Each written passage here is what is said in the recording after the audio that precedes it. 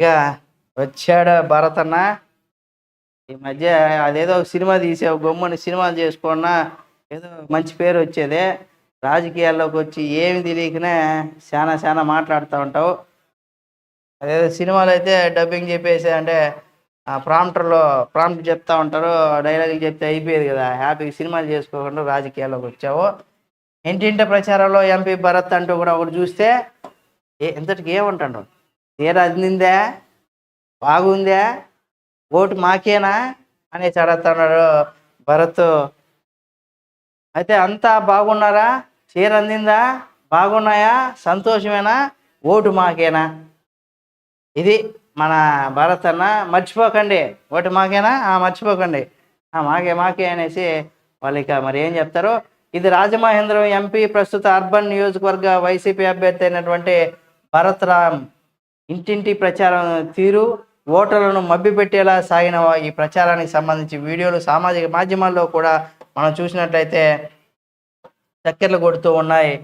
నగరంలో ఇప్పటి వరకు కూడా 29, 32, 33, 40 డివిజన్ అంటే 4 డివిజన్లు ఏవైతే ఉన్నాయో దీనికి సంబంధించి ఆ 4 డివిజన్లు 29, 32, 33, 40 అంటే ఇక్కడ మనం చూసాం.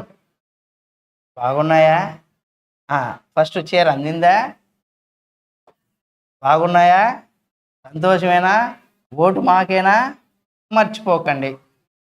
ఈ విషయాలు అయితే పక్కాగా ప్రతి ఒక్కరు గుర్తుపెట్టుకోవాలి. కాబట్టి ఆయన ఇంటింటికి ఓటర్లను మభ్యపెట్టే, ఎలక్షన్ వచ్చిందంటే రాజకీయ నాయకుల పని ఓటర్లను మభ్యపెట్టడమే, అటువంటివి జరుగుతాయి. అయితే ఆ వీడియోలో ఏవైతే ఈయన పెట్టాడో అవన్నీ కూడా మనం చూడొచ్చు. ఇక 29, 32, 33, 40 డివిజన్లో ఎన్నికల ప్రచారం చేసినటువంటి ప్రజాప్రతినిధులు, నాయకులు ఎన్నికల కమిషన్ నిబంధనలు కూడా అధికారంలో ఉన్నారు కదా, మమ్మల్ని ఎవరు అడగకూడదు, మేము నిబంధనలన్నీ బ్రేక్ చేస్తాం, రూల్స్ రాయాలన్నా, రూల్స్ పెట్టాలన్నా, రూల్స్ బ్రేక్ చేయాలన్నా మేమే అన్నట్టుగా ఉన్నారని కూడా చెప్పుకోవచ్చు. అయితే కోడ్ అమలుకు రాకముందేమో ఇక్కడ ఓటర్లను ప్రలోభ పెట్టేదానికి కూడా పెట్టే ప్రయత్నాలు మొదలుపెట్టిన అధికారులు, పార్టీ ప్రజాప్రతినిధులు, నాయకులు ఇప్పుడు నగరంలో ఆయా డివిజన్లో చీరలు పంపిణీ చేస్తున్నారు. అవన్నీ మొన్న కూడా పట్టుకున్నారు కదా, చీరలు అయితే పంపిణీ చేస్తా ఉంటే పట్టుకున్నారట.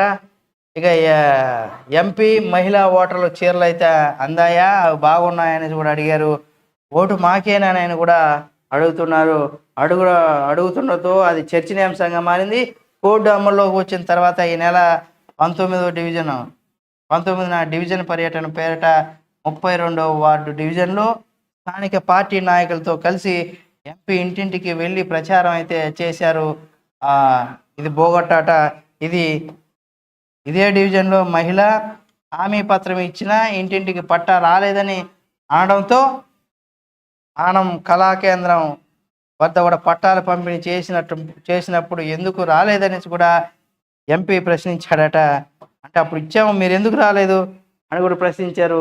తమ పేరు లేదని వాలంటీర్లు అడిగినా ఏమి చెప్పడం లేదనేసి కూడా ఆమె అనడం, సచివాలయంలో వెళ్ళి ఎన్ని పట్టాలు ఆగిపోయాయో దగ్గరుండి మీరు చేయించాలని కూడా పార్టీ డివిజన్ ఇన్ఛార్జికి ఎంపీ సూచన చెప్పినట్టుగా కూడా పట్టాలు రాలేదంటే ఎందుకు రాలేదు, ఆ రోజు మీరు రావాలి కదా, అక్కడ ఇచ్చుండ్లా ఆ రోజు ఎందుకు రాలేదు మీరు అంటే, మా పేరే లేకపోతే మేము ఎందుకు వస్తామయ్యా అంటే, మరి రాలేదనేది మా పేరు లేదనేసి అంటే వాలంటీర్లు అడిగినారా, వాళ్ళు ఏం చెప్పడం లేదని చెప్తే సచివాలయానికి వెళ్ళి ఎన్ని పట్టాలు ఆగిపోయినా మీరు చూస్తే కదా, వాలంటీర్లు అడిగితే తెలిసిపోద్దా, సచివాలయానికి పోవాలా, మీకు ఎన్ని పట్టాలు ఆగిపోయినాయో, అక్కడ ఎన్ని పట్టాలు అట్లా ఖాళీగా పడి ఉన్నాయో మీకు తెలుసా అనే ఒక ఉద్దేశాన్ని. అంటే ఎట్లయినా సరే రాజకీయ నాయకులు మాటలను అయితే ఎలా అయినా మార్చేస్తారు.